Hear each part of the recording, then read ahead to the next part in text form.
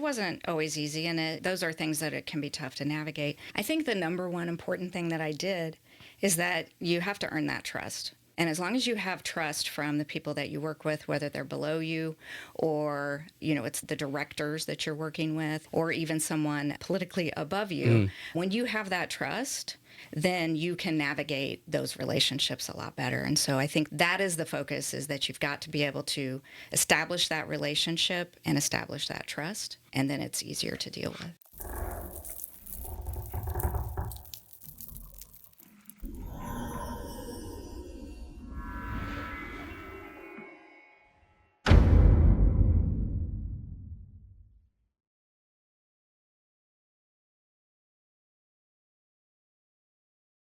Hey, welcome back to the Real Estate Excellence Podcast. A special show today. My guest today has a position many in real estate don't even realize is there, but is responsible for so much. My guest today is the Chief Executive Officer of the St. Augustine St. John's County Board of Realtors. She comes from a deep experience as the Mid-Indiana Board of Realtors VP of Professional Services, a director with the Indiana Real Estate Commission, amongst other positions with the state of Indiana. During this year of transition, she has stepped in and stepped up the profile of the St. Augustine St. John's Board. Let's welcome Jeanette Langford to the show. Welcome. Thank you for having me. I appreciate you coming on. And as we were talking pre-show, I'm really curious. And I know if I don't know, because I'm not saying I'm in the board all the time, but I probably have been in the board than a lot of real estate agents have. In going in, whether it's doing a class or, just interacting with leadership there. And, what really is the CEO doing? Because I think most agents know like who's on the board. There are other real estate agents who have been, worked their way up to being president of the board. But what does the CEO do? And I'm really curious of what that is, and tell a bit. And obviously, the vision that you have, you're coming in new. This is a year of transition in real estate. And I imagine you guys have been dealing with that all summer. Yeah, absolutely. So as to your question of what does the CEO do? Well, we'll get there. Okay, we're going to work up there. We're going to warm you up a little bit from that sort of. But as I always do, I troll through everyone's their LinkedIn and get a profile, and your resume's on there very well. You worked your way up through Indiana. Well, I called it political world, but you were a civil servant for the state of Indiana. Your way up through many positions. You didn't get your college degree till later. So obviously you were earning it on merit, not just because you had a piece of paper and made your way up. So I really want to dig into that. But tell us a little about Indiana, where you're from, and then, as a young Jeanette, what was you thinking about career and what got you into working for the state?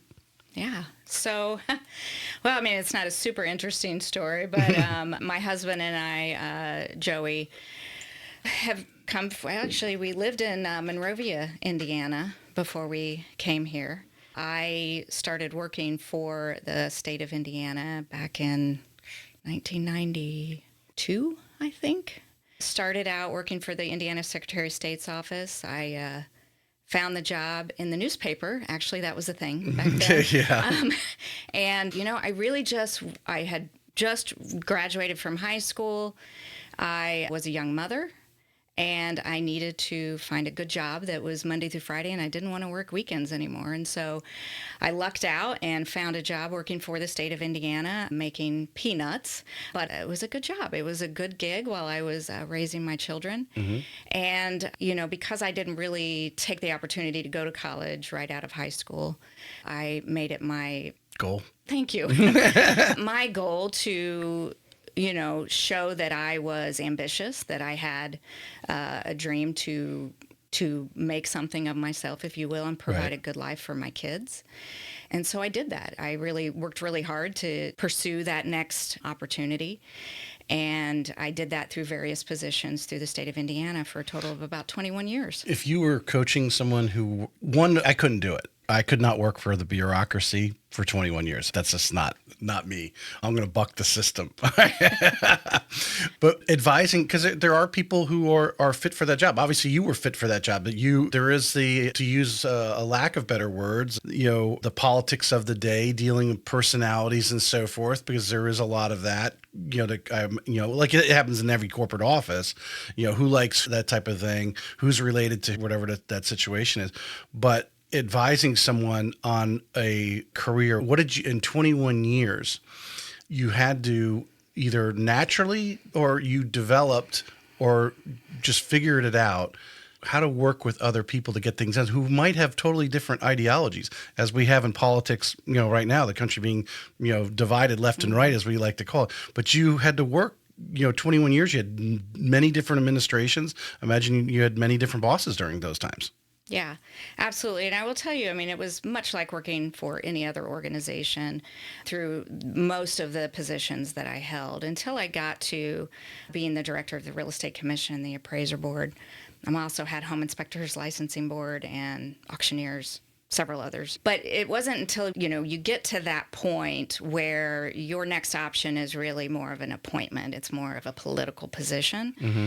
And so I did do that job for about 5 years with the Indiana Real Estate Commission and the Appraiser Board.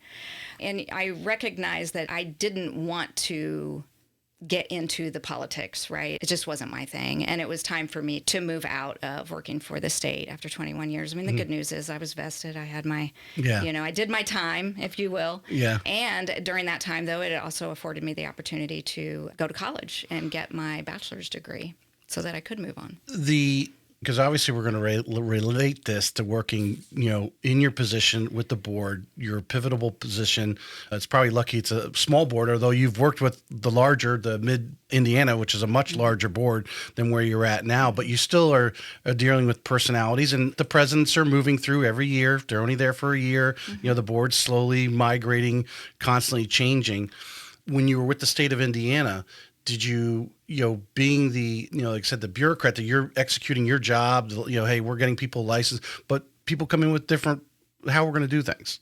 How did you deal with that because you were in leadership positions, you had people working for you, so you're getting it from the top down. Hey, you could probably give me an example. I could just imagine there was changes. That's the only thing. I don't know of them, but how you dealt with, taking that change from the political appointed position or the politician themselves comes down upon you, and how you handle that and disperse that amongst your team. Yeah, it wasn't always easy, and those are things that it can be tough to navigate. Mm-hmm. I think the number one important thing that I did is that you have to earn that trust. And as long as you have trust from the people that you work with, whether they're below you or, it's the directors that you're working with, the group, the Real Estate Commission, or the Board of Directors, or even someone politically above you, when you have that trust, then you can navigate those relationships a lot better. And so I think that is the focus, is that you've got to be able to establish that relationship and establish that trust. And then it's easier to deal with. All right, so I'm going to ask this is a really good interview question. You may have been asked this when you were interviewed. So something comes down to you, like, because you've been doing it, you're in it. You see how the process has worked, and, assuming your team is working efficiently, doing what they're doing, but someone tells you something that, you don't totally agree with. If you were coaching someone, how did you filter that? Like I said, the trust, they're going to execute because they trust you. You're a leader. That's, like and trust, just like a real estate agent needs a sell. They like and trust is a big part of the relationship part. I totally understand that. But how did you, I guess I want to dig into your mind. How did you, dwell on that? I imagine you probably lost sleep a couple nights when these things come down. Maybe you can give us an example of something that came down you didn't totally agree with because you've been doing it. Oh, gosh. It may be hard to give you a specific example, right, but I can at least tell you my approach in those types of situations. Yeah. I have learned, and trust me, this is not something anyone is born with, right? So you learn it over the years. But one of the most important things is that you don't react too quickly. You need to sit on things. You need to think on things. Don't act upon your first impulse. Because there are a lot of times where I'm being asked to do things or communicate things that I may not agree with, but I need to not push back on it quickly. I need to sit on it, think on it, maybe even run it past some trusted individuals, and then figure out how to navigate it. Implement it. Sometimes it is something that I truly have to say, okay, here's my concern. And just be frank with whoever it is that's asking me to do something that I think would be not advisable. And I try to provide that advice. Yeah. And that actually kind of feeds into the answer to your earlier question of what the CEO does. That is a big piece of it, is giving that advice. Because hopefully you're doing a good job. The boards come and go.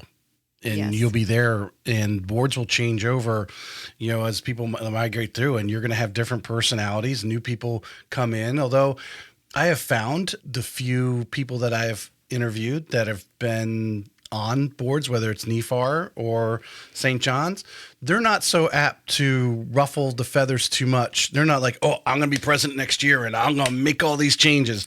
They kind of ease themselves and realize they've got 12 months, maybe pick one or two pet projects, if that, but keep everything moving forward without really causing too much tidal waves. I like to have that happy medium.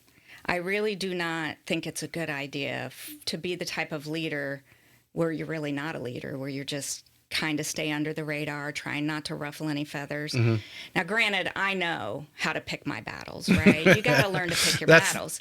That's what I'm digging at. But also, you don't want to have an organization that gets so far away from their true mission that you're really creating a bigger problem for the next president, the next leadership, and then you're kind of left with this beast that's kind of gotten out of control. Right. So I try to make sure that I toe that line, that I know that, some things are not worth a battle. It's not a big deal if somebody wants to do something a particular way. I don't care what color the linens are for, the breakfast or whatever. Right. But the more important things, I'm not afraid to push back on and give good, valid reasons why. Right. Yeah. Your position at MIBOR, now Mid-Indiana Board of Realtors. Tell us a little about what you were doing there. Because I had the title as VP of Professional Services. Yeah. Yeah. Yeah, so let's see. I was there for about 9 years, and when I first started, it was coming out of working for the state for the 21 years and working for the Real Estate Commission. And I worked with the board of directors, essentially. I managed the board of directors meetings, the hearings that would take place, and, kind of calling real estate professionals on the carpet, on the licensing laws, right? If they were violating licensing laws. Like a compliance. Compliance, yeah. And so my board position opened up. It was essentially the same thing, only as it relates to the Code of Ethics instead of licensing laws. And so it was kind of a really good fit for me. And after I started there, though, doing the professional standards work for MIBOR, it kind of expanded a little bit, which was great because I wanted more. It went into the professional development. So I started to oversee the leadership program there and all of the professional development that the organization provided. And then right before I left, about a year before I left to come here, I started working with the membership department to try to get that kind of shored up. It had some things that needed a special touch, if you will, and so I took that on as well. So that was a large board, so they needed someone really designated to handle, like I said, the ethics and I imagine the undercover agents that are responsible for ethic complaints within the board and so forth that come. You're at St. Augustine. Do we have a designated person for that, or are you kind of maybe you covering some of that as the CEO? Yeah. Well, you're looking at her. Yeah. Yeah, that's me. Well, and my previous position, it was all about professionalism. I mean, that was really the focus of my job, was to ensure the professionalism of the members, whether it was code of ethics or really just generally professionalism issues. But yeah, I mean, now that I'm with the St. Augustine board, that is part of the it's position. One of your hats. Yeah, it's one of my hats. Now, not all associations do their own professional standards. Some of them contract with other associations to do it, or they contract with the state to do it. But because that's kind of my bailiwick, if you will, it comes easy to me. I am not sad about not handling so many complaints. I will tell you that. Luckily, we don't have too many at the St. Augustine St. John's board. I wanted to listen deeply into my lost train of thought on my next question, but it'll come to me. Golly, I hate when that happens. One of the things I told my wife with doing a podcast was it will train me to listen and not like think of your yeah, next but question. you know your brain's fighting you. Like, oh God, I got to lead into that next question. I guess because I was trying to relate what you were doing at MIBOR down to here in the standpoint of, I imagine obviously more agents, you've got more complaints, some legit, some not. So you're handling. You're kind of the point person, right? Or you, because up there they would just come to you and say, "Here's my complaint," or email you or whatever it is, right? Well, luckily I had a staff that would do that for me. So I essentially. So there's that many complaints. Yes, they were managing. They were managing, the day-to-day on the code of ethics complaints, and my board would get about 100 or so a year that we would have to process, but luckily, again, I had the staff. How many are legit, percentage-wise, you just say are actually legit, or just you just have two real estate agents don't like each other? Well, I will just say curiosity. In my experience, I would say as far as legitimacy, to the complainant, I would say they're always legitimate because they do have a concern, an issue that they want addressed. So in that sense, I say they all are. What I see, though, is that a lot of times members and consumers take something that they think is unprofessional and call it unethical. And so there are a lot of times where consumers and, members, realtors, would file a complaint against a member and say, they did X, Y, and Z, and here's what they did. And really, it might be really unprofessional behavior, but it's not unethical. Right. And so that was probably the hardest piece of that job, is that we would have to tell, the consumer or the member, hey, sorry, they weren't found in violation. And they think that means that what that person did was okay. And I've had many of the long conversation with individuals on that side of it to explain that it doesn't mean that what happened is okay and that your concern is not valid.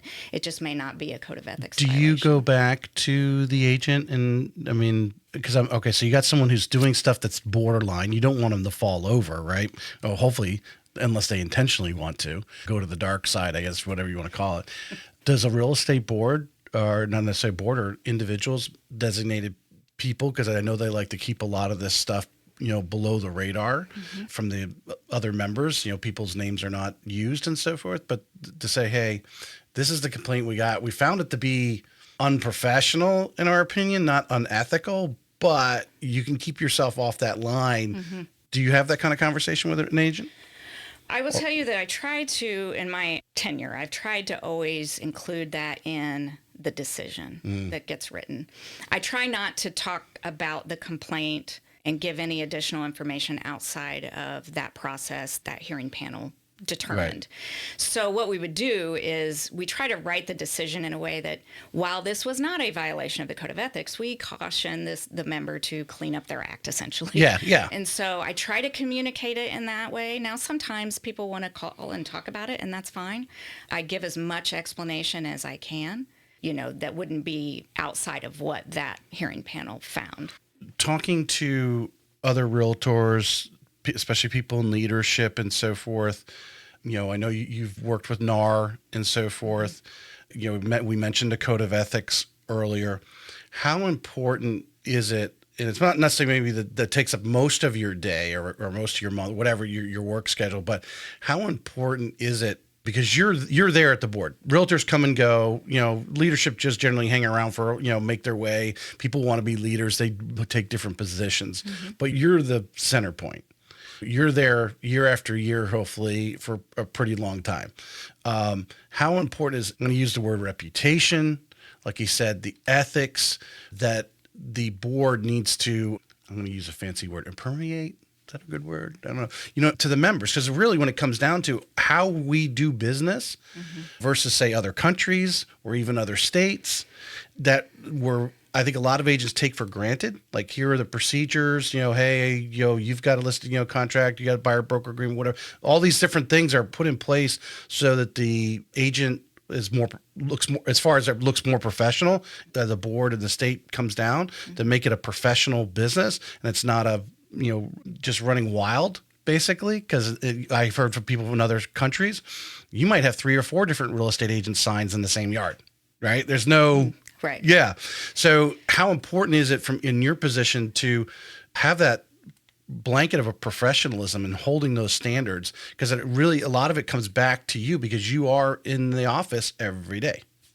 Well, I mean, I think that's part of my role too, is to make sure that our members are seen as the professionals for the consumers, especially. You know, it really does truly boil down to professionalism when we think about all of these things that are going on in the real estate industry right now, and all of the headlines and the issues that NAR has been dealing with, and then it's coming down to the locals.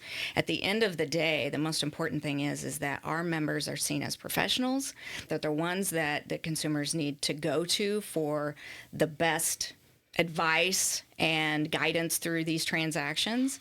And if we don't provide that education and information to our members, then they can't be that. And I know, though, that their day-to-day is not worried about what does the code of ethics say about what I should do in this situation. Right. I get that. The important thing is, though, is that we are able to tap them on the shoulder when we need to. And I will just say this to that. One of the things that I tried to do at MIBOR and did at MIBOR, and I'm trying to bring here too, is that it's not just about, something happened, somebody should file a complaint, and it should go through the process. I like to provide the option of, tell me what happened. Let's talk about it. Mm-hmm. Can I reach out to the other agent? Can I send them a note, just a note saying, hey, this was reported to us. Here's why it's not great that happened. It might be contrary to the code of ethics. It might be considered unprofessional. You might want to change your practice. Have those conversations instead of just saying it goes straight to the complaint process, because that is really truly the goal, is to get people to raise the bar. I know that's set a standard, but set that standard. Yeah. And they're not thinking of that every single day. But sometimes all it takes is for you to pick up the phone and say, hey, what's going on? Just so you know, Code of Ethics says this, or this is how it was perceived. It's important that we keep, a lot of times the concern is that we're going to do things that continue to chip away at the consumer's confidence in what we do and what realtors do. And so anytime it's really the completely opposite. You don't want that to hit the night. That's what I'm saying. Yeah. So when we have to take these opportunities to point things out to each other and say, hey, and if our members don't feel comfortable doing it with each other, then contact me. I'll make that call. You can be anonymous. That's fine. But that's the goal, right? At the end of the day, is that we make sure that our members are seen as professionals. Yeah. Period. Would you say that if there's any one thing that is the most important part of the real estate board, is to set that standard, that culture, a high ethical standard, to obviously, because it only takes one bad apple. Goes around and does it enough times that all of a sudden it's on the news, and then every real estate agent's labeled to be that bad apple. Yeah. I mean, that's such is life, right? That's unfortunately the way these things often work. Well, I think, and I make that point because they're all self-employed. They're all 1099 employees, but they are seen as one large group. Mm-hmm. They're real estate agents, they're realtors, wherever whether they work for Keller Williams or any of the other brokerages out there, they're all seen as one group. So it only takes that one bad apple. It's not, hey, that guy at Keller Williams is doing all this scrupulous stuff, he's on the news. It's not the guy at Keller Williams, it's that realtor. That's right. And it's unfortunate that there, some of the bad actors, cause that for the entire industry. Yeah. Makes so the driving force of the board to set that, high level, obviously cut stuff off at the pass. Should something, get off the track, somebody starts doing something, maybe you've heard it once, but all of a sudden you heard it twice. Maybe I need to make a phone call now. Yeah. Yeah. Yeah. And one of the things that I think is important to note too is that different business models doesn't mean unethical. And so I think that, some members, some real estate professionals think, well, if they don't do it the way I do it, then it must be wrong. And, that's just human behavior. That's how we think sometimes, unfortunately. Yeah. But having those conversations about, well, just, everybody has their different niche. Everybody has their different way of doing things. And as long as it falls within the code of ethics and it's not unethical, then it doesn't mean it's unprofessional. It just means that it's different. Yeah. Yeah. No, I totally agree. And I'm trying to read between the lines on where you were going with that. I sort of know what you're talking about, but from the standpoint, because obviously I've had a lot of different agents on, everyone does their business differently. Yeah. There's some that are producing at high levels, and some people, I wouldn't run my business that way. Well, that's because, hey, that's fine, but that's the way they run their business. It doesn't mean it's unethical. They're just doing real estate differently. And that's the beauty about the business, is it can be done so many different ways. Absolutely. Yeah. It can be done lots of different ways, but the important thing is that it's done professionally, Right. in whatever way you do it. Right. Yeah. Let's dig into your position there, because that's what I want everyone. So we talked a lot about the CEO needs to make sure with the board, make sure you're setting that standard of ethics, everything in your zone. You're the mothership, and you're making sure everyone, people are not getting outside the lines, because the last thing you want people to get on the national news at St. Augustine Real Estate is scrupulous, right? Nobody, right? So, but what are some of the day-to-day things now that you have to do as CEO? And if you could find, what do you think is probably one of the things that you deal or have to deal with daily, weekly, monthly, maybe with your staff, that a lot of agents probably don't even realize that you're doing? Yeah. So, great question. Well, what I was going to say is it might be better to ask what don't we do as the CEO. But I will say I was actually pleasantly surprised coming here. No offense to, my fam back in Indy, but Indiana Realtors are at MIBOR. It was, probably because it was more, but it's a larger organization. It was a larger organization, but it was interesting to see how good the realtors here, our members, made me feel when I got here. Like, I was wholly prepared for, some of we're changing. She's going to come in and change everything on us. Yeah. That has not happened at all. It's really has been wonderful. But to answer your question, outside of the organizational day-to-day management of the association and the staff, my job really is to ensure that the board of directors, their strategic vision and their goals are on the right track, are met, and that I provide that advice along the way, like I talked about earlier. The other important thing is that our members believe that our organization is the best organization to be a part of. Our members have many choices. They could join whatever association they want that provides them with the services and the tools that they need and the benefits that they want to ensure their success. And so my goal is to make sure that our board knows all of the different opportunities to make that come to fruition. Right. Yeah. Well, that leads into great. So how do you keep yourself abreast of what is going on? I would imagine the focus maybe the state of Florida or the region, to make sure that you are advising them is, something new comes up, something's happening at NEFAR, something's happening down at Flagler. Or how do you interact with those other CEOs? What do you do? Yeah, everything I can get my hands on. And as you can imagine, I'm getting constant emails. I'm talking with the other CEOs around the area, meeting with them, going to the Florida Realtors conferences, going to NAR conferences, rebar camps coming up next month. Honestly, it's kind of a fire hose of information most times, but it can be hard to kind of pick out like, oh, that's important. I need to bring that to the board's attention. But it's something that you learn how to figure out what to look for and what to bring to their attention. I would imagine Florida Realtors, because you all are answering up to them basically, are connected to them. Do you guys have some meetings? Like, here are some best practices that we're doing. Hey, this is something new we found out. Is it an open dialogue of questions or conversation amongst CEOs around the state? Yeah, actually, I will tell you this, that the Florida Realtors Association is phenomenal. I'm not just saying that to toot their horn or whatever, but they have been a huge help to getting me acclimated when I first started here, because, I'm very familiar with Indiana's laws and, the inner workings of how the Indiana Association of Realtors works.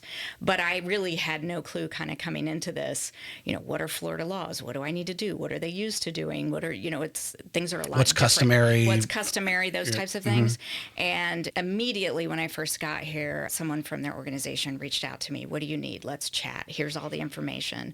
It has just been wonderful to be plugged into Florida Realtors. If I say, hey, I'm looking for this, they point me in the the right direction. They've introduced me to some of the other players around the state that might be able to help me figure out a particular thing.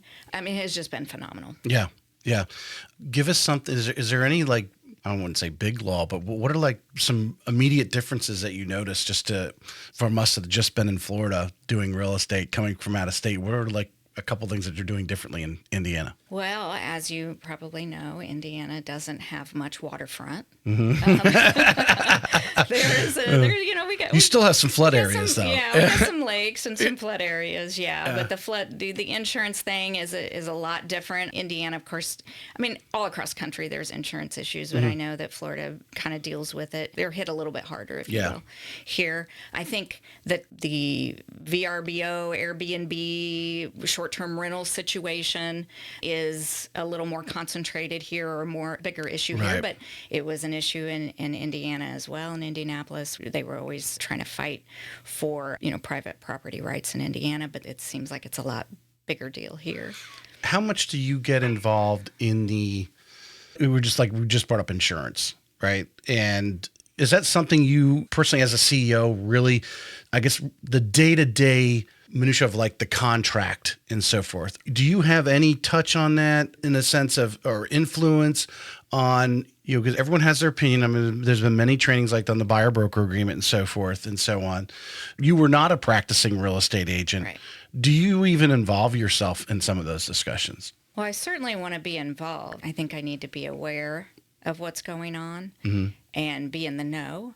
But really, the way our organization might want to address or approach a particular issue, such as the insurance, really needs to be decided by the board of directors. Right. So you came in mid-year. All right. So what are some of the current, Victor was working there before. You take over mid-year. You've got the same board for the calendar year. What are some of the current directives that you are currently trying to execute for the board? Well, I will tell you that I got lucky when I first got here. I think we were 10 days from getting ready to launch our data share, right? So the data share between Real MLS, Daytona, and Space Coast, and then Hernando County just came on live a few days ago.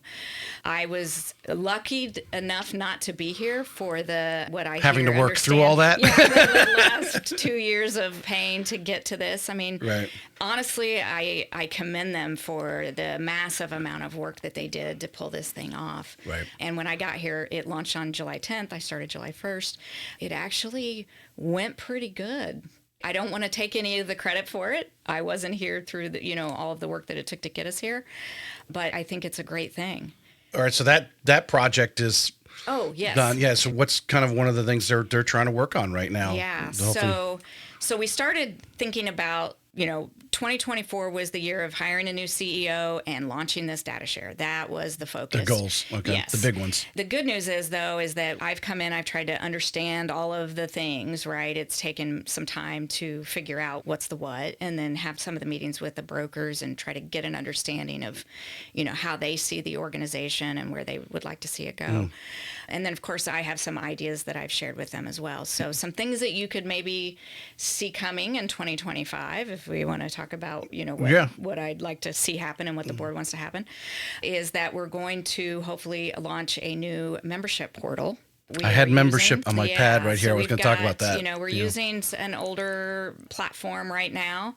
So we're looking at launching a new membership portal for members to be able to collaborate on projects and committee work, and have create their profile so that consumers can search maybe our website for a particular agent if they're looking for someone that has a particular niche. I'm looking for somebody that knows about farmland or whatever it is. They can go in and search by that criteria and have, in random order, I understand, have that, all of the different agents available pop up. So that would be super cool to be able to do something like that.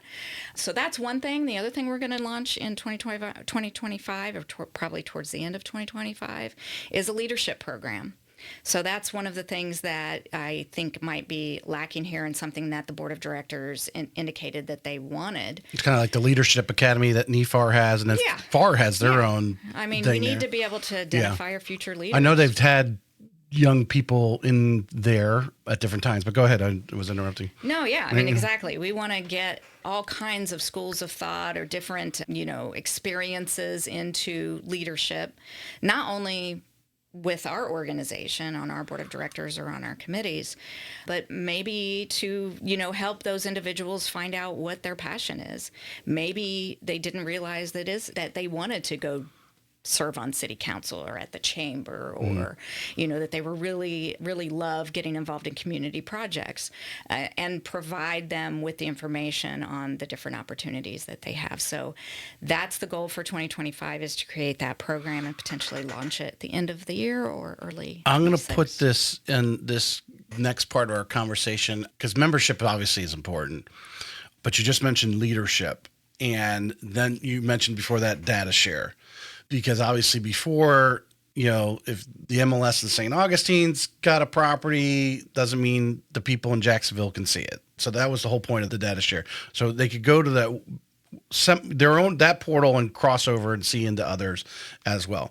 The challenge that I hope it's the elephant in the room with the St. Augustine board being small, is there's agents out there like maybe live in northern St. Johns County, which the unique part of St. Augustine / St. Johns County, there's a lot of agents that live along that 210 corridor from the river to the ocean. And they're like, well, I'm so close to Jacksonville.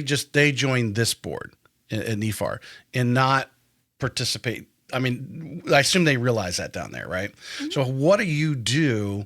I would imagine there's got to be talk or stuff to try to attract some of those people, or even maybe join both boards, but to participate, because there is a great benefit in the smaller board. I've told people my opinion of some of the things that I see or perceive to see that goes on at a larger board like NIFAR, versus the St. Augustine board. I can walk in there and it's a little more friendlier. It seems to be. I'm going to say it's not. I'm not saying it is. I'm just saying it's perceived to be, right, in my opinion. I spent more time in St. Augustine than I have at NIFAR, so I will disclose that part. So I may be just biased because I haven't spent enough time in the others. But to get some of those agents who are in that the good bulk of those agents to say, hey, we could participate in the St. Augustine board as well. Is there some discussion there to add some value? Because that's what they're going to look for. What board I'm going to join is what board's going to give me the most value, right? To get them to participate in St. Augustine as well. Yeah. Because we're only moving further south, so they're getting closer and closer to the actual board physically every day. Right. Yeah. So the way I look at this is that members are going to be a part of the board that meets their specific needs the best. Mm-hmm. Whether it's location, because they want to do education and they like to come into the board to do that, and we provide the best education, or if it's because we provide the best tools, technology tools, lockbox, whatever, fill in the blank. It really is about trying to figure out what it is that our members value the most. What is the best value that your realtor association can provide to you, or does provide to you? And then focus on those areas. Right. To me, what you just said is what I hear a lot of members say, is that being able to call the association with their question and get an answer, or know the person they're speaking to, or walk in the door and say, hey, can I talk to Jeanette? That's important. And I think that's the most important thing to me, is that if what a member wants is, if their focus is things that are not customer service or that type of thing, then maybe we're not the best association, or this other one over there is not the best association. But I think it's important to provide the best tools, service, education, whatever it is that our members think isn't the most important to them, but that we also provide that small town touch. So it's like that big town, if you will, services, technologies, that kind of thing, but also no offense to the bigger associations, you kind of, you don't really have a choice, but call into a call center and then you get one answer from one person and a different one from another, or the CEO is not accessible and I really want to talk to that person about something. Right. I want to make sure that our association is that. And I want everybody to know that's listening right now, come see me. Yeah. come into the office and say, can I talk to Jeanette? I told my staff, if someone comes in asking for me and you're not in a meeting. I'm not in a meeting. If I'm not in a meeting or I'm not on the phone, I am available. Or tell them have a seat. I want to talk to our members. Right. Is there anything out there right now that you've come across and talking to other CEOs? Maybe they're doing it down in Naples, but they're not here. Is there something out there right now that you would like to maybe pull in or get to learn more about, because it might be one of those things that the agents see value in, or maybe they don't even know it exists at the point, so they don't know there's value there, but it's a technology or service that you're not doing right now that you'd like to educate the board a little bit, that maybe is something we would think about. Well, I do, but I don't want to talk about it yet. It's top secret. Yeah, okay. All right. A little bit. Yeah, I've got something exciting getting ready to, or we have something exciting. Well, I mentioned the technology and stuff is changing all the time. And there's another, flashy trinket or something someone's putting out there. If a board's going to do it, like any government body, it can't just be a flash. It takes time. To obviously you got a board and then they get to do it. You got to think about it, research it, how much it's going to cost, and all those. So it doesn't happen overnight. A broker, if they want it, they can do it right now and change it. So it's a little different. But again, having that open door, these agents, some of these agents are out there going to these conferences all over that you want them to come in and see you and tell you about some of the things maybe they saw there or they're doing in Arizona that we're not doing here. And I think this will be valuable for our association. We need to consider doing it. Absolutely. Yeah. Please bring that to me. Yeah. But that is something that I also, too, am doing. And so are the board of directors, is going to those conferences. We just got back from Boston. Mm-hmm. Several of us went, and we heard about some of the new technologies or options that we have available to us if we wanted to tap into it. So, yeah. All right. So I'm going to write this down because I'm going to ask this. I don't want to go out of my sequence here. Talking about membership. All right, so we just talked about the geo adding value to it. What are some things that after you've been there now since July? So has it been 5 months? 5 months, mm-hmm. Evaluating what's going on. What are some simple things that not bringing in a new technology at the board, but just some simple things on how. Maybe how your staff operates, not the naysayer someone was doing something different, but just ideas that you've brought from Indiana that I'm going to use the term friendlier. I don't know if that's not the right word, but just how you think some little things that you can implement directly as the CEO mm-hmm. without necessarily going through the board to do that just add value to the members. Well, I'll say one of the easiest things that I've done that I think is really important too is enhancing our communications. So I don't know that we've done a great job in the past, or well, I guess I shouldn't say I don't know. I didn't think we've done a great job in the past on how we communicate with our members. I like the communications to be clear, crisp, easy to look at, easy to read, and the links work, right? So those types of things are super important. And it's honestly not that hard to do those things. So that is one of the first things that I did was try to clean up those communications. And those are going to I'm going to go to the second page of my notepad here. Go ahead. To continue to enhance the look and the feel of the communications that go out. Communications from, like, give me a specific example, like an event happening or stuff that not enough words getting out, or when you say communication, because that's, because obviously you're providing education classes down there. Mm-hmm. What is it specifically about communications that you don't think is resonating, obviously, with what you hope to be the membership listening?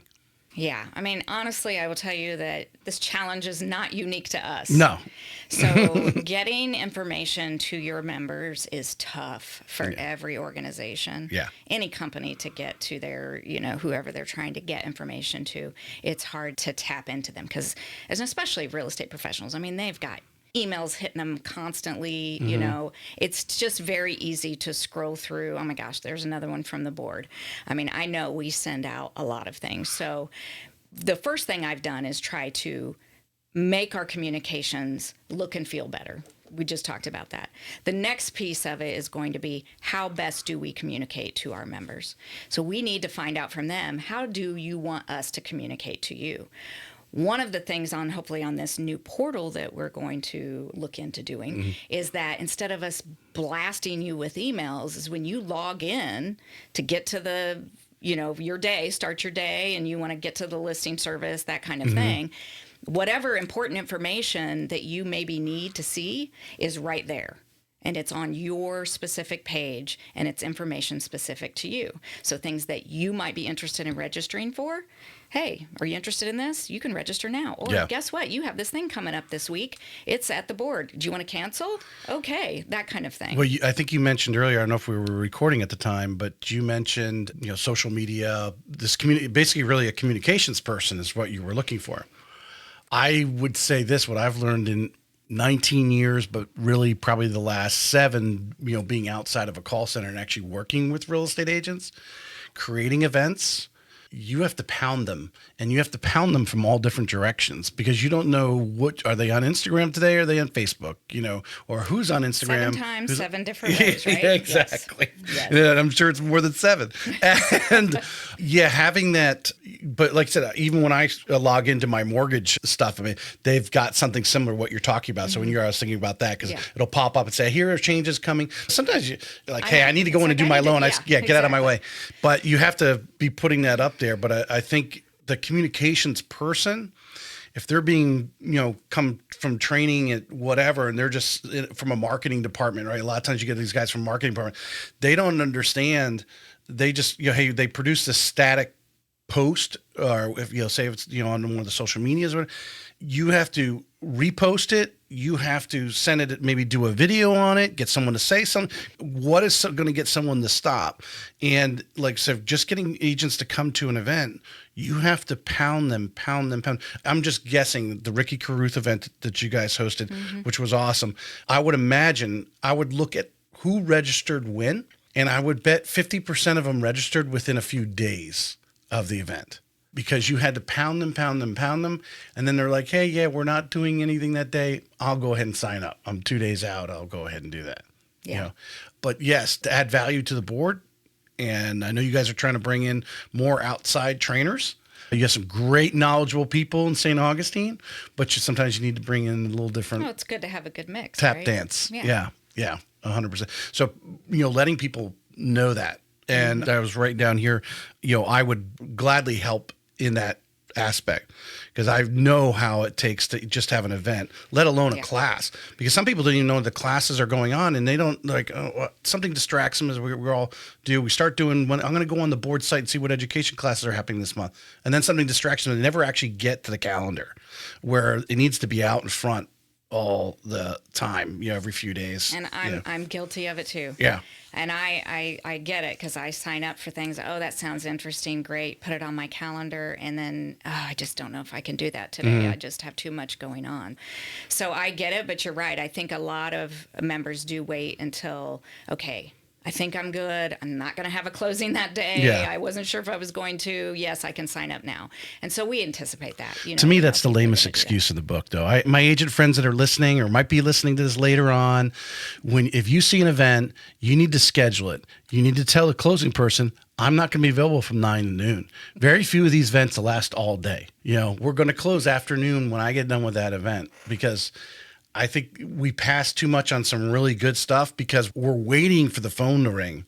It's like, dude, take control of it. You have control. Everyone's doing stuff. You just have something scheduled. The one thing I was like at Quicken Loans, they always said, if a customer calls in, let it go to voicemail.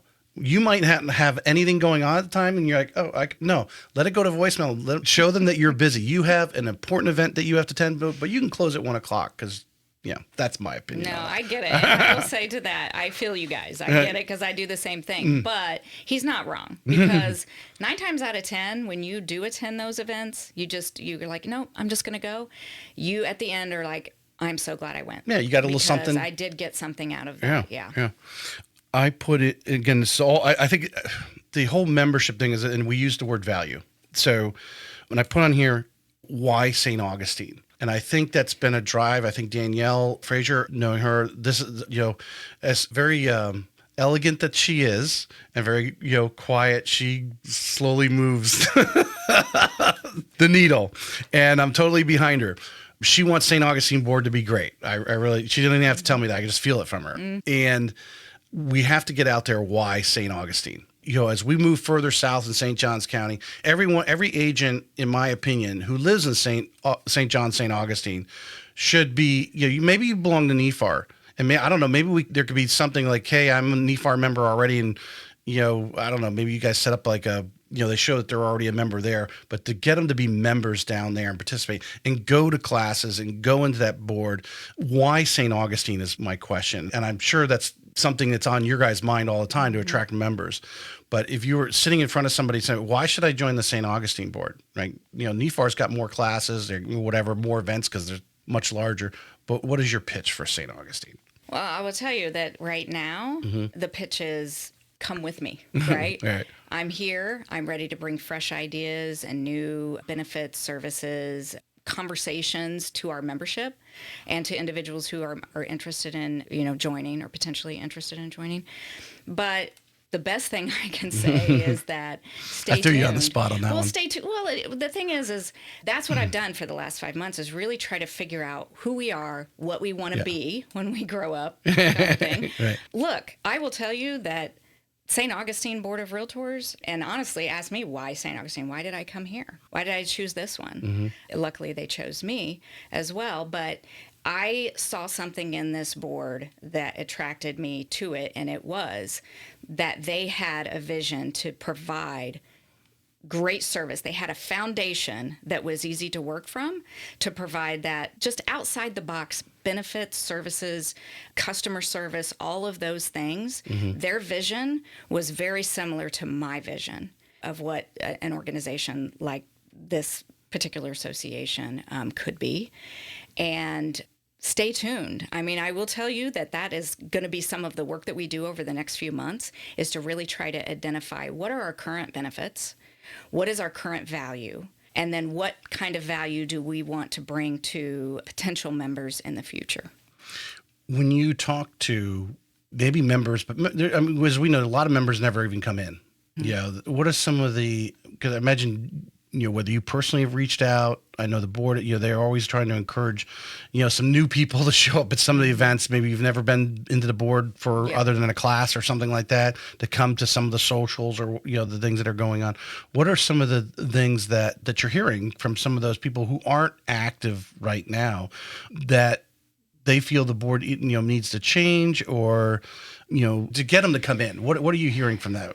Yeah. So what I'm hearing is, I guess maybe the vibe I'm getting, or maybe they're not specifically saying that, but I almost feel like a lot of our members, we're not top of mind, right? They're just something I have to do, whatever. I don't have time for that. I'm working, trying to build my business or whatever.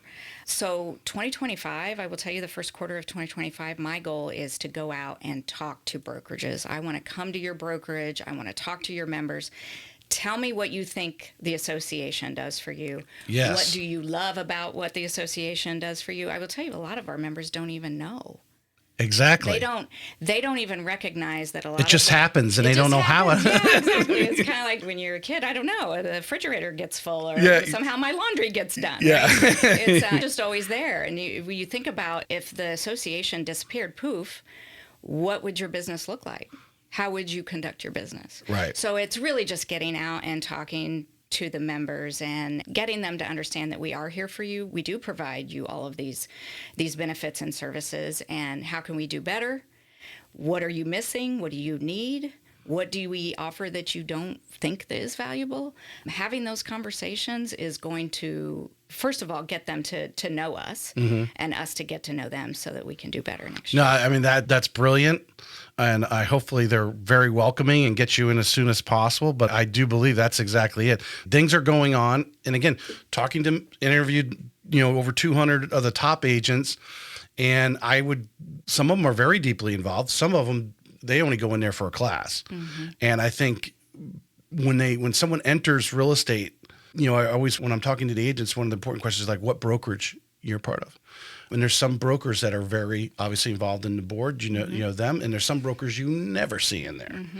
And why are they not involved? This is their business, and you're the, setting those cultural standards we talked about earlier in our conversation. How important is the business run, and if those things were to collapse or not be as stringently set, it could affect their business because they're operating under those rules, those guidelines, right? And they need to be part of that. If you're taking a step to run a brokerage and lead people, you probably need to be coming to maybe be a board member or director or something, maybe show up some of the meetings and so forth, but be more involved and know. encourage your agents to do that. Yeah.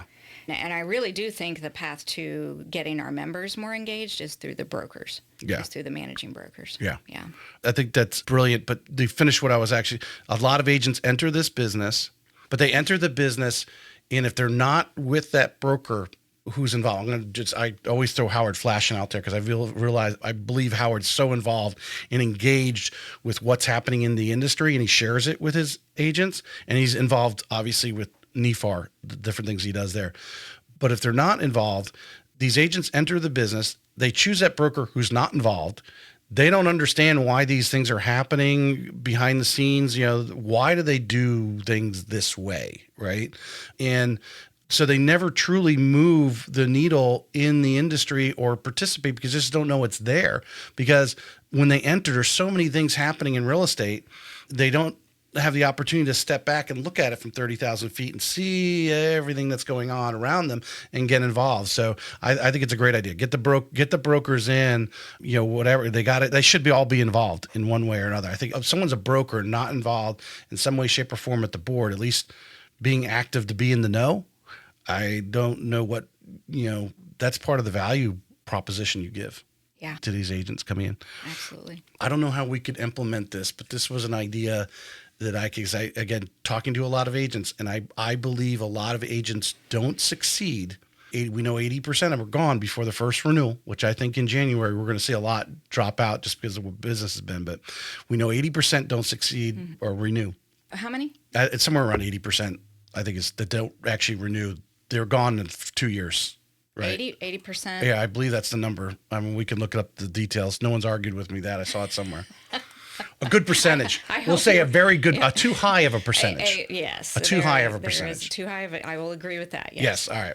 I think it's 80%, give or take. But anyway, too high of a percentage that don't renew or not successful in the business. Now, granted, there's always people it's not them, right? That. But I believe who they choose as a brokerage plays a huge part in that. And I think it would be, and I go back to a story my dad told me when I was young in the little township we grew up in. I grew up in Massachusetts. When he was starting a business, he went to a board of other small business owners, and explained to him what he wanted to do, whatever. And there was an exchange. Experienced business owners.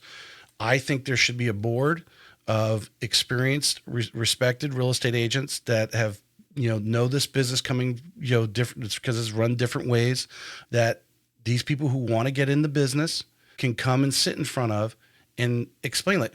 I mean, we think it's not rocket science that they go and interview some different brokers.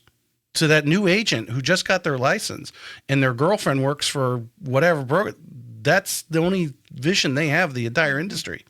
And that they should have the opportunity to come and sit in front of 3 or 4 or 5, brokers who may be doing their business is totally separate, but totally neutral from the standpoint of, hey, this is me. Well, you need to know what is it, the questions they need to ask, or the question that to make that person think about the business. You know what I mean? How they want to enter. Okay.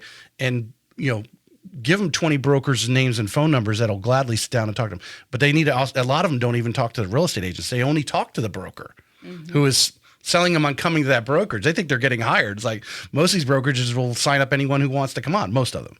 You know what I mean? But I think there should be a board where just this neutral party that they can come in and experienced people can exchange with them. This is the business. This is what you got to expect. We can assume they all know this, but we're going to continue having the failure rate because they're just not getting the right launch. They just don't know enough about the business. They just think it's showing houses. You know what I mean? So. Yeah, I mean, I think what you're describing is that missing piece between the licensing education, right, the pre-licensing class, and actual practice. It's almost like real estate could benefit from a what is it that the physicians do? That internship, like an internship or a practical education where you're required to go with like 4 different brokerages or something to earn your practical education piece of it. Right. Yeah, that's a tough one because trying to pull something like that off would be. Well, Florida Realtors, we're on their faculty to teach the intro to real estate finance. They tell you, obviously I can't go in there and say, hey, I work for Town Bank and, hey, this and that and the other thing. I could probably talk about the podcast. No one would probably care about that, but I can't talk.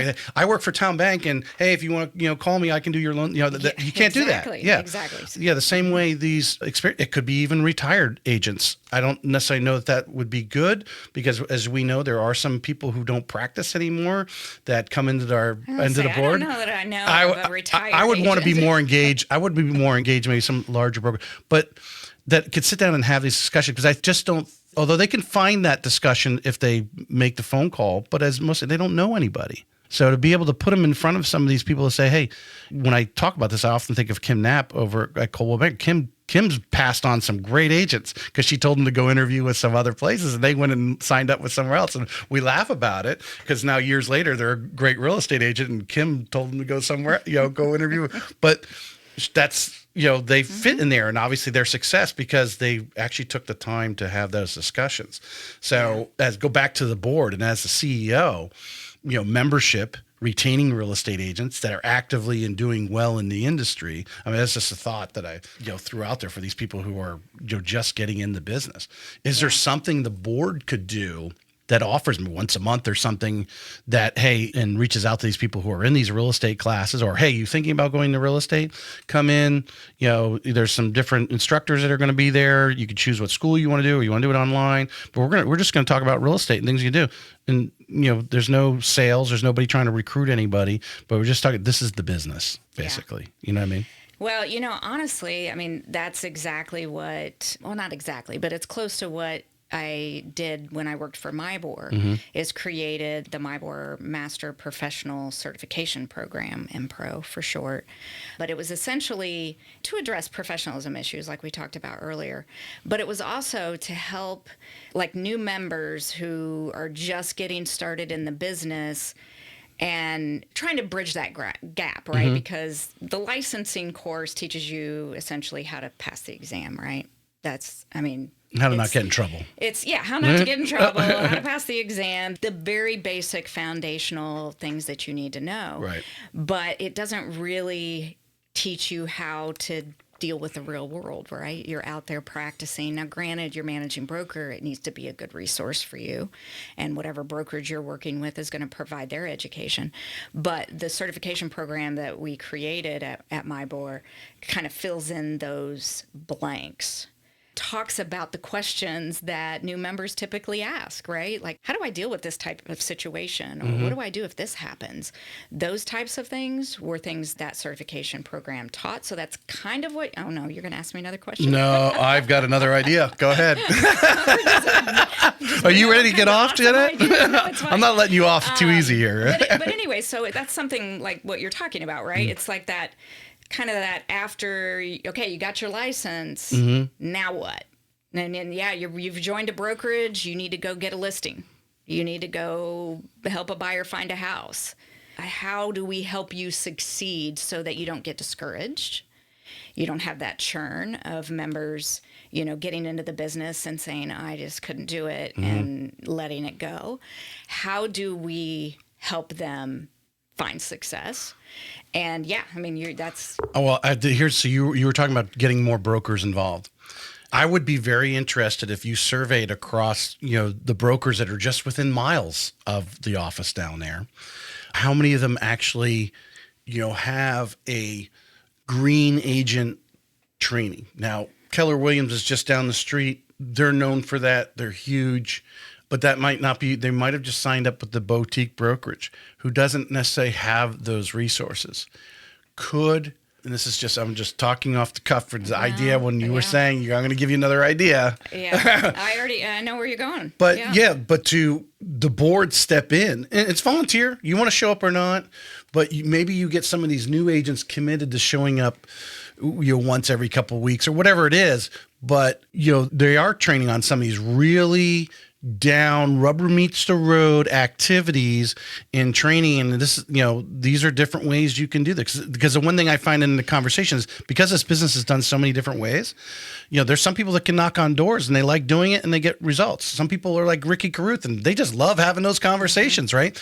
The faster you find that thing that you are successful at and like doing, I think the like is a big part of that, and the success probably is second, the better you're going to be able. So where can maybe some of these smaller boutique brokerages, because they have the total privilege to have these, can send some of their agents to, go to a class for a couple hours every couple of weeks or whatever, where you rotate in, the top people who are in the area who are volunteering as other real estate agents to raise the bar of the quality of service, but to help some of these agents maybe dull down. As Ricky Carruth, that was one thing he told me. His goal was to lower that failure percentage. He wanted to have more successful real estate agents, is kind of why he gave coaching away for like 7 years.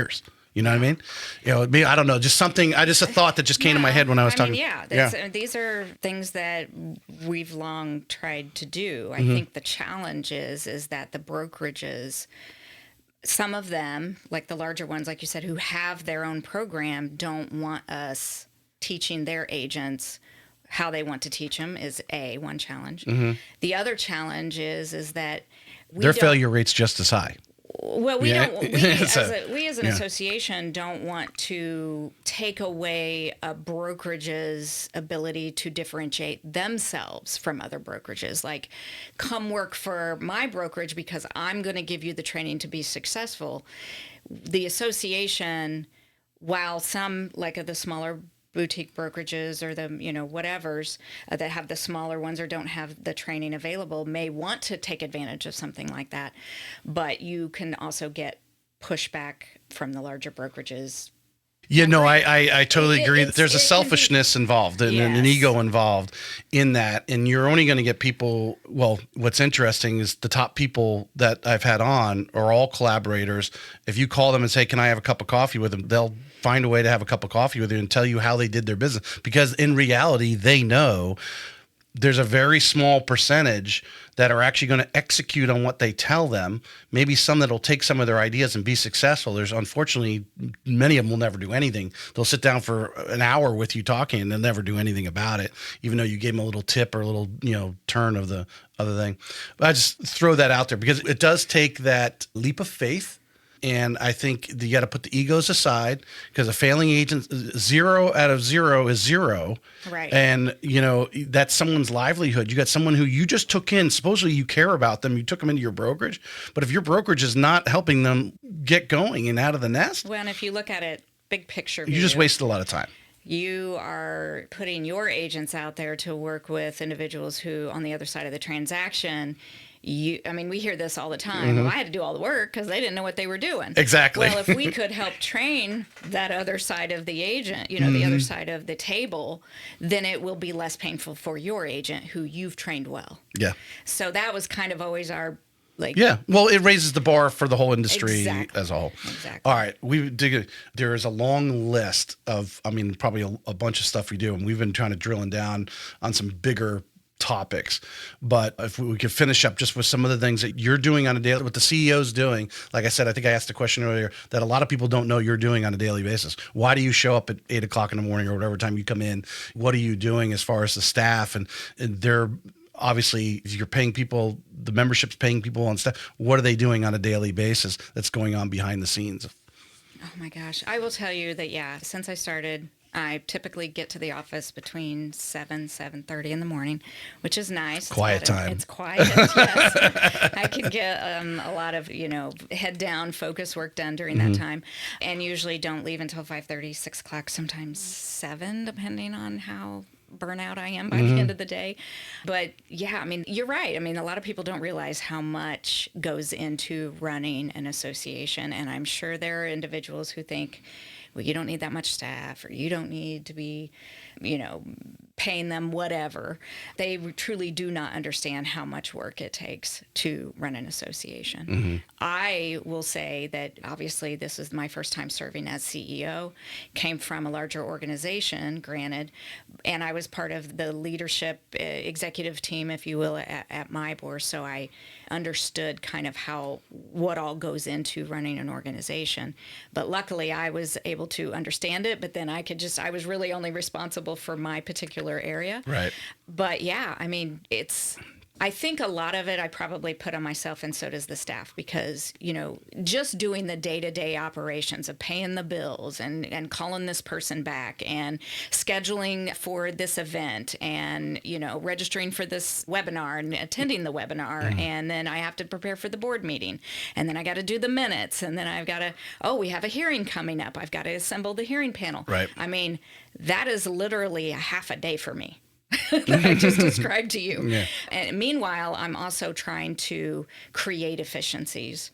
So, and no dig against any prior CEO or anybody who's ever taken over for someone, but I guarantee you the person that came in behind me was like, why'd she do it this way? Why did she, that's make it better. Standard procedure. That's why it's always good to have these kind of shifts, every so often. But there was a lot of things that I came into going, why are we doing this? Right. And why, trying to find already cost savings. I can't even tell you how much little things, it's just the little things of like, can we get a contract for this that is lower? Or why do we have two things that are doing this? Or why is this person doing it this way when this is the easier way to do it? Let's try to find those efficiencies. And so those are some of the things that I've been working on over the last several months. Is there a lot of things that the board has to do, like behind the scenes, as far as like compliance, like dealing with the state or just being part of Florida Realtor? Yeah, it is. There's a lot. So the National Association of Realtors has an annual core standards requirement. And if you've never heard of that, thank your lucky stars you've never heard of it, because it's no fun. But it's essentially a requirement to be a part of the National Association of Realtors, the local associations, and I believe even the state associations have to do certain things. You have to meet certain requirements, and you have to do certain things throughout the year to ensure that you are still, in the good graces, if you will, of the National Association of Realtors. And it's a good thing, because we don't want nationally associations out there not doing what, at least the bare minimum. Right. But yeah. Because you're setting the standard and it's coming down. National Association recommends to the state of Florida. Right. Florida recommends to you. These are practices that we see to be the best practices to maintain the integrity of the business. Yes. Yeah. Yeah. And then, of course, to the Florida Association of Realtors, we've got to name who we want from our board to serve on their board of directors. And we got to name who do we want from our board to serve on the National Association of Realtors. So it's a lot of things that people don't realize happen behind the scenes, like you said, that I'm sure I'm only talking about the tip of the iceberg. I can't even put into words like all of it. Well, I think the members out there, the agents who maybe just heard that and didn't realize, because they've never walked in and said, hey, what do you do? Or come in and sat there and seen what you guys are doing on a daily basis, to know that I invite you to come do that, but I'll probably put you to work. Come in and volunteer for a day. Yeah. But those things is what keeps the integrity and the ethics, and maybe why some people fall out, because they're, eliminate the bad apples, so to speak, is you got to have some of these hoops that people need to go through, because everyone says the cost of entry or the level of entry to get in the business is fairly low. Go take the course and pass the test. Most people can do that to a reasonable level. They put some sort of effort in it, and you're in. You got a real estate license. But really, it's what you're doing behind the scenes, that the level of standards that really sets the bar. And some people don't want to rise to that bar, and the business is not for them. Yeah. Anything else you'd like to add? No, we covered a lot. Didn't we? Yes, we did. But hopefully everyone's listening got a little bit to know you and your qualifications, because I wouldn't say outrightly, because I'm not on that side, to say you're overqualified. You're very qualified. I think your experiences, because I think I know there's politics involved, and you've worked with that at a level, and how to deal with the changes of administrations and stuff, and people's personalities, and as there's many people involved at that board, there's that many different personalities, and you have to be good at dealing with that. and not when hopefully they're not walking out the door going, oh, she's a Not yet. not yet.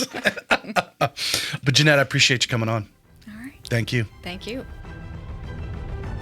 This may be it for today's episode of Real Estate Excellence, but we both know your pursuit of excellence doesn't stop here. To connect with the best of the best and really take your skills to the next level, join our community by visiting TracyHayesPodcast.com, where you'll meet more like-minded individuals looking to expand their inner circle and their personal experience. That's available at TracyHayesPodcast.com.